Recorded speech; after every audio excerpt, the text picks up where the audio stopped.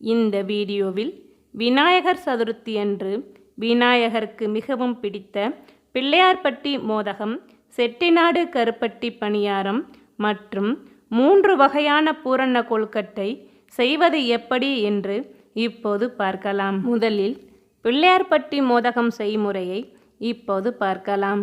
மோதகம் செய்ய தேவையான பொருட்கள்: பச்சரிசி 1 கப், வெல்லம் 1 கப், துருவிய தேங்காய் 1 கப், பாசிப்பருப்பு 2 ஸ்பூன், உப்பு 1 சிட்டிகை அளவு, ஏலக்காய் பொடி சிறிதளவு, நெய் தேவையான அளவு. பச்சரிசியை நன்றாக கழுவி தண்ணீரை நன்கு வடித்துவிட்டு ஒரு காட்டன் துணியில் நிழல் காய்ச்சலாக காய வைத்து கொள்ளலாம். காய்ந்த பச்சரிசியை ஒரு மிக்ஸி ஜாரில் போட்டு ஒரு சுத்து அளவு சுத்தி குருணை போல் உடைத்து கொள்ள வேண்டும்.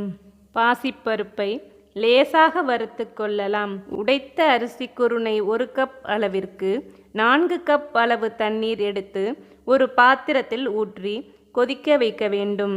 தண்ணீர் நன்கு கொதித்தவுடன் அரிசி குருணையையும் வறுத்த பாசிப்பருப்பையும் ஒரு சிட்டிகை உப்பு போட்டு கட்டி இல்லாமல் நன்றாக கிளறவும். அரிசி குருணை அரைவேக்காடு வந்தவுடன் அடுப்பை சிம்மில் வைத்து மூடி வைத்து விடலாம். இடையிடையே நன்றாக கிளறிவிட வேண்டும். தண்ணீர் நன்கு வற்றியவுடன் அதில் உடைத்த வெல்லத்தை போட்டு வெல்லம் கரையும் வரை கிளறிக்கொண்டே இருக்க வேண்டும். இப்போது ஏலக்காய் பொடி, தேங்காய் துருவல் சேர்த்து கிளறி விடலாம். அடுப்பை அணைத்து கிளறிய மோதக கலவையை நன்கு ஆறவிட வேண்டும். மோதக கலவை ஆறிய பின் கையில் சிறிது நெய் தடவிக்கொண்டு மோதக கலவையை சிறிதளவு கையில் எடுத்து உருட்டி தனியாக ஒரு தட்டில் எடுத்து வைக்கலாம். ஒரு இட்லி பானையில் தண்ணீர் ஊற்றி நன்கு கொதித்தவுடன் இட்லி தட்டு வைத்து அதன் மேல் உருட்டிய மோதகத்தை வைத்து அவிக்கலாம்.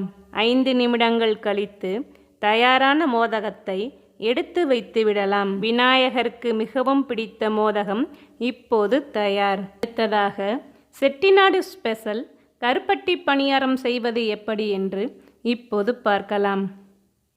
கருப்பட்டி பணியாரம் செய்ய தேவையான பொருட்கள்: பச்சரிசி 1 கப், புழுங்கல் இட்லி அரிசி 1/2 கப், உளுந்து 1/4 கப், வெந்தயம் 1/2 ஸ்பூன், கருப்பட்டி 300 கிராம், ஏலக்காய் 2, தேங்காய் துருவல் 2 ஸ்பூன், எண்ணெய் பொரிக்க தேவையான அளவு, உப்பு 1 சிட்டிகை. பச்சரிசி, இட்லி அரிசி, உளுந்து, வெந்தயத்தை ஒன்றாக கழுவி 3 மணி நேரம் ஊற வைத்து கொள்ளலாம். ஊற வைத்த அரிசி கலவையுடன் தேங்காய் துருவல், ஏலக்காய், 1 சிட்டிகை உப்பு போட்டு கிரைண்டரில் மாவை கெட்டியாகவும் நைஸாகவும் அரைத்து கொள்ளலாம்.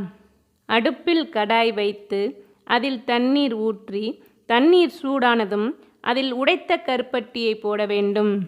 கருப்பட்டி கரைந்தவுடன் அதில் மண் இல்லாமல் வடிகட்டி வைத்து கொள்ளலாம். வடிகட்டிய கருப்பட்டி கரைசலை மாவில் ஊற்றி நன்றாக கலந்துவிட்டு அரை மணி நேரம் மூடி அப்படியே வைத்து விடலாம். அரை மணி நேரம் அப்படியே மூடி வைத்து விடலாம்.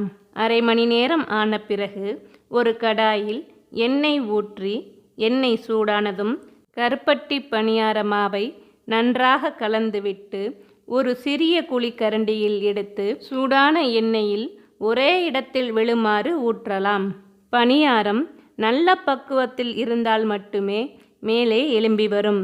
மேலே எழும்பி வரும்போது பணியாரத்தை திருப்பி விடலாம். இதேபோல் ஒவ்வொரு கரண்டியாக மாவு ஊற்றி பணியாரம் செய்யலாம். இப்போது செட்டிநாடு ஸ்பெஷல் கருப்பட்டி பணியாரம் தயார். அடுத்ததாக 3 வகையான பூரண கொழுக்கட்டை செய்வது எப்படி என்று இப்போது பார்க்கலாம். பூரண கொழுக்கட்டை செய்ய தேவையான பொருட்கள்: பச்சரிசி 1 கப், பாசிப்பயிறு 1/2 கப், வெல்லம் 1/2 கப், துருவிய தேங்காய் 1/2 கப், ஏலக்காய் பொடி சிறிதளவு, உப்பு 1 சிட்டிகை, நல்லெண்ணெய் 2 ஸ்பூன். பச்சரிசியை நன்றாக கழுவி 2 மணி நேரம் ஊற வைத்து கொள்ளலாம். பின் கிரைண்டரில் நைஸாக அரைத்து கொள்ள வேண்டும். நல்லெண்ணெய் 2 ஸ்பூன், உப்பு ஒரு சிட்டிகை அளவு போட்டு மாவை தண்ணியாக கரைத்து கொள்ள வேண்டும். அடுப்பில் கடாய் வைத்து கரைத்த மாவை ஊற்றி நன்றாக கட்டி இல்லாமல் கிளற வேண்டும். கிளறிய மாவை 10 நிமிடம் ஆறவிட வேண்டும். ஆறிய மாவை கையில் நெய் தடவிக்கொண்டு நன்றாக அழுத்தி பிசைந்து வைக்கலாம். பூரணம் தயாரிக்க பாசிப்பயிரை வறுத்து மசியும் அளவிற்கு வேக வைத்து கொள்ள வேண்டும். வேக வைத்த பாசிப்பயிறுடன் பொடியாக உடைத்த வெல்லம், ஏலக்காய் பொடி, தேங்காய் துருவல் சேர்த்து நன்றாக கிளறிவிடலாம். இப்போது பூரண கொழுக்கட்டைக்கு பூரணம் தயார்.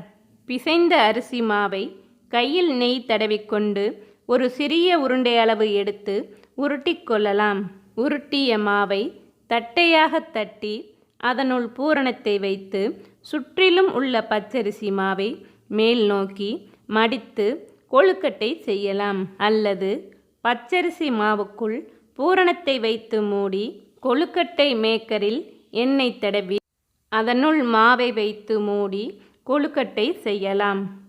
அடுத்ததாக கையில் நெய் தடவிக்கொண்டு பச்சரிசி மாவை ஒரு சிறிய உருண்டையாக எடுத்துக்கொண்டு அதை தட்டையாக தட்டி அதனுள் பூரணத்தை வைத்து அதை இரண்டாக மடித்து ஓரங்களில் மூடி பூரண கொழுக்கட்டை தயார் செய்யலாம்.